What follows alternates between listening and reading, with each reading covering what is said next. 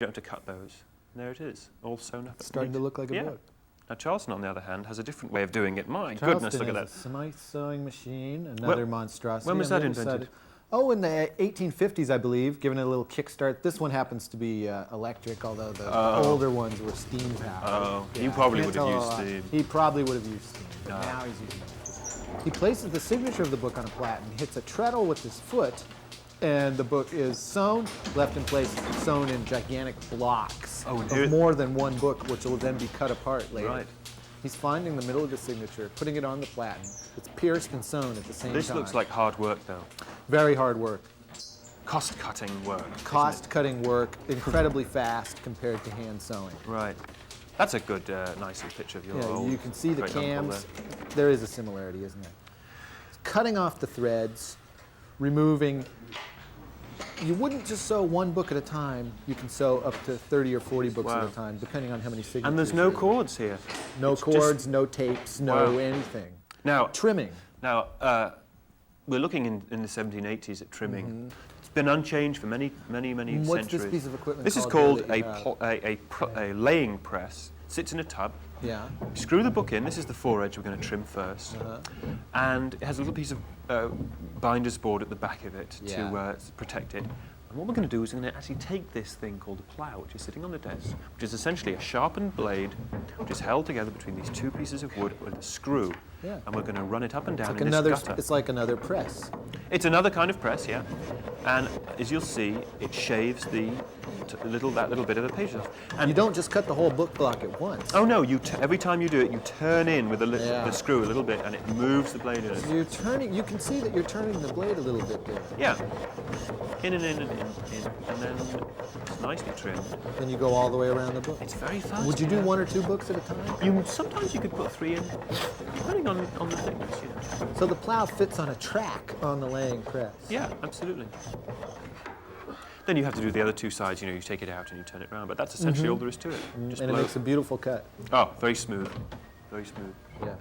On the other hand. Oh, this is good. Charleston's guillotine here, which is the machine you saw in the background before, is a very large machine with a blade, a mechanically operated blade. When was this machine invented, 1830s or 40s, I believe. You can see he's just cut the foredges of 2 books that were sewn earlier. There's a fence in the back that there's a gauge that's set. A clamp comes down to hold it, and the blade is engaged with a clutch. Fabulous. Mind you don't want to get your fingers caught in it, do you? Absolutely not. Rounding and backing. Bad accidents can happen. Now, here we are. Before we round and back this book, you see those cords are very thick. They're very thick cords. So we fray them out. It's called fraying out the slips. And when they're nice and smooth, we just take a bookbinder's hammer, which is a slightly rounded hammer, and hit the book gently, very gently, both sides. Now, what's the purpose of doing this Well, rounding? the book has a huge swell at the spine, right? So that swell has to go somewhere. Because of the fold and the thread. Yeah, the fold in the thread makes the book thicker at the spine. So we put it into a round like that, so it will function better as a machine, because it is a machine. Now you see again, you're going back into the laying press, which was really the all-purpose piece of equipment in the bindery. We're putting it between these 2 angled or beveled backing boards. Yeah. We're going to hit it with a hammer again, and that puts a joint or a sort of shoulder on the book. It's that little edge where the board is going to sit. Where the board will sit flush to. Now here on the other hand is a star backer or a rounder backer. Gosh. That will replace hammering a book. It's been slightly hammered, so it's a little bit round already. Charleston here is clamping the book. He'll put all his weight onto it. Oh, I see the round there, yes. You see the round there. He's going to roll this giant iron round roll over the book. And you can see that it does a pretty nice job. That's a very heavy roller that's going on. It's very heavy. This is the sort of ultimate Victorian piece of machinery. I love that. I want one. And he did a pretty good job there. Yeah.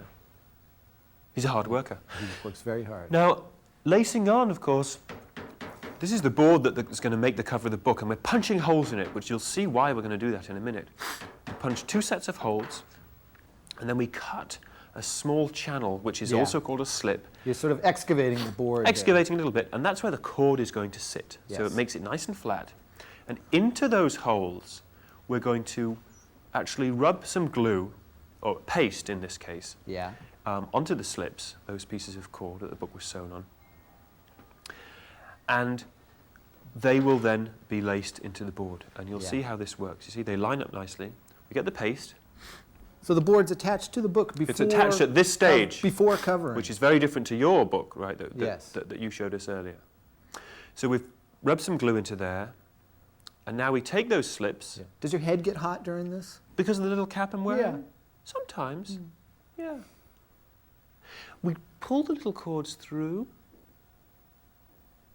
Although that isn't actually me. I know it looks like me. Yeah. That was my great-great ancestor. Oh, that's right. There was such a similarity. Yeah. And we're going to bash down those holes, and that will secure the book in place. Now, headbanding. Into its boards. Now, this is all done with a needle and thread and a simple piece of cord. It's important to put chalk on your hands. Yeah. Very important. Just like a gymnast.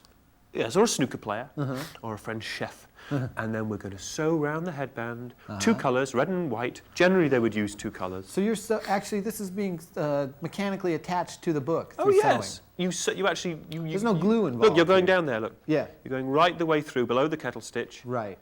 And below the kettle stitch. Yeah, you don't have to, but it's always good. It's a psychological reassurance, I think, more than anything else.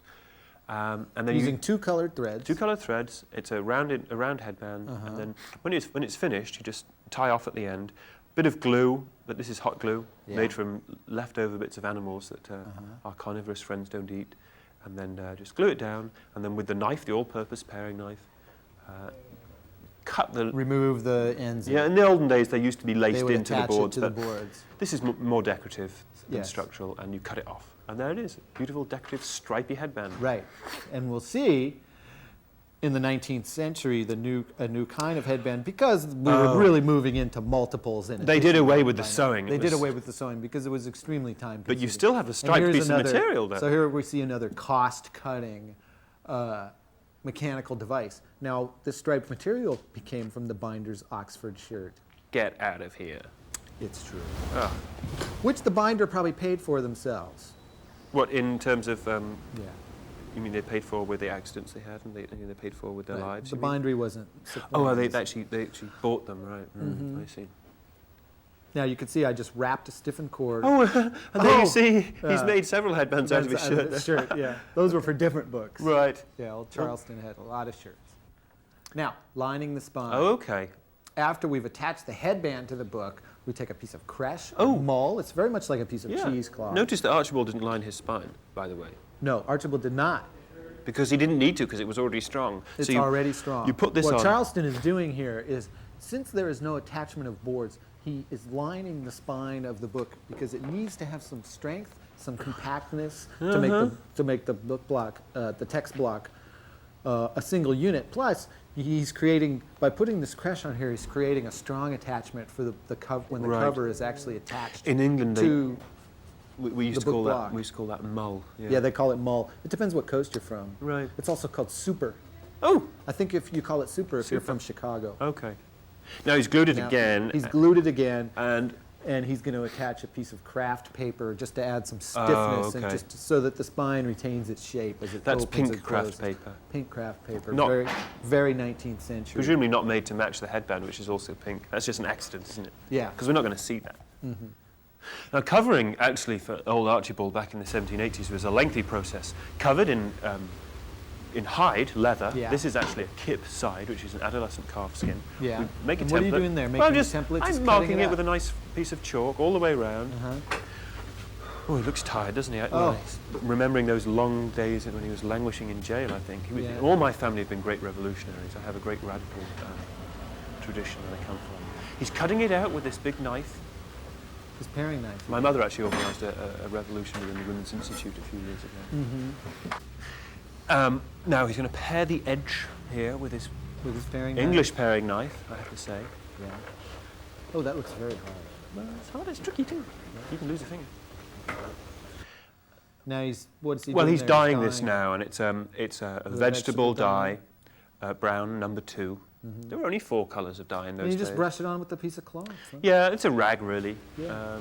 Put it on with a rag, or a rag, as they say in Montana. And then lift it up to the light. That's what Peter Koch would say. Yeah, he would, yeah. He's got such a hick accent, doesn't he? Now what? Now we're just pasting it out now, get it nice and wet. It's just wheat starch paste. That's right. It's boiled, you know. Yeah. When it's tacky, we put the book on it, wrap it down. Now you see, it's not covering the whole book. Yeah. This is called a half binding. The rest of the by book. this time, the leather is quite supple and easy to work Oh, it's with. wonderful. We're forming it round the spine. We want to take all the shape and the impressions of those raised bands that we sewed it on. The rest of this board will be covered in marble paper or plain paper, by the way.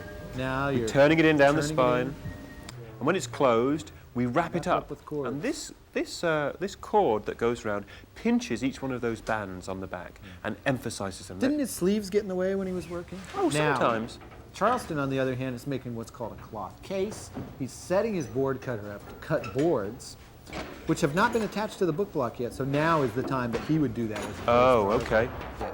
Cutting the panels out. Now this is really quick. The boards, by the way, Archibald would not have used one of these. He would have cut his boards in the plough. Yes, the same place where he trimmed his the book block. And this is all about multiples. Here's a piece of book cloth, a starch. Now, tell me about book cloth. It's a starch-filled linen that was generally coated on the facing side for making it easy to stamp and to make it pleasing. But this wasn't around in Archibald's day. This was. Oh no. This was came around into wide use in the 1830s and 40s, and it really became the prime. A lot stronger than paper. So it was an alternative. It was better than paper, but it was an alternative to leather. Yes. It was easy to treat. And it was they much had to cheaper. invent new methods to use it. Because in ways it was a lot harder. So they got it from the textile industry, I presume. Yeah, and they made some improvements to it that made it easier to work for books. Right. Particularly so that it could accept stamping and adhesive. Stamping is the gold tooling onto it, right? That's right, the embossing. Now he's making what? What Charleston is doing is making the case. He's using a gauge there so that the spine size is always uniform, which is very important. Oh, okay. Putting the two panels down. So this is very fast. It's like production line stuff, This is production. You would do hundreds of these at a time. Right. Putting the spine piece down. To reinforce that. And you can see that all his movements are very economical. Just goes like that. You can tell he's done it millions and millions of times. Oh, yeah. Yeah. He's fast. He's very fast. Now he's going to use a simple turning in tool. Hand tools were still quite common in the, addition bindery, but they were just aided. There was certain steps that were aided by mechanical machines. But you're still using, he's still using his hands, right? He's still using, it's hand This work. is not all like factory machine production that we... No, that's the common misconception, is that factory work was unskilled. Well, I certainly thought that until now. Yeah. Was I labouring under a misconception, was I? I think you were labouring under a very large misconception. Well, thank you for putting me right. Well, thank It's Charleston. Looks like a book. Now, doesn't it? tooling, on the other hand, Archibald is... Oh, let me tell you about him, because I'm very proud of him. This is real gold leaf, and it's in a little book, and he's lifting it out. You can't sneeze when you're doing it. You can't even blow. Look at that. Yeah. You've got to blow to get it onto the pad. Now, what is that pad that he's putting It's made on of there? suede. It's the other side of leather. It holds the... That's a gold knife, special gold knife, special shape. You can't touch that with your hand. No. You can eat gold leaf. Did you know that? I didn't It's very know good that. for you. In fact, I think Archibald used to have a bit of a taste for it. That's probably why he died early. He got gold poisoning. Now, you pick it up with a bit of cotton, and you can put it onto the back of the spine. And then you go in with a tool. Yeah, in his hand he has a hot tool. Hot tool. There's an adhesive underneath there, which is glare, which is made from Have egg you white treated- and vinegar. You've treated the book with the egg white and Yes. vinegar before you put the gold And that acts as a kind of adhesive, which will stick the heat activates the gold onto the adhesive. That's right. Just a simple center tool. The rest of the dingbat, gold. we call that. Yeah, that's a 19th century term, though, isn't it? I'd call that a center tool, rosette. Now, on the other hand, this is another one of the big inventions of the 19th century. What is this? It's a blocking press or a foil stamping machine. When's that from? 1830s as well, around the same time as the guillotine. What Charleston is doing there is he has a composite foil. It's made out of aluminum, probably, with a heat-sensitive adhesive on the back of it. Not dissimilar to the gold stamp. But it's not real gold. No, it's not, although you can use I think they used to originally, didn't they? And you can see it's heated up. There's a thermometer on there. It's up to about 250 degrees. And you just go in like That's that. just all there is to it. You can see once again that this is really for multiple. And mass production. And you can throw away the ones you waste, right? Yeah. Which is a good, 5% over, good idea. as you always feel Right. for. Now, pressing. What's Archibald doing? He's just putting it straight in the press. I think It's covered. I think he's pasted out the end paper, but the cover was already attached, so he doesn't need to do much pressing. No. Just close the book generally with a bit of glue in there. Just to give it a little consolidation, but there's not very much pressure. But on the other hand, Charleston, my Charleston what he's doing now is he's going to wed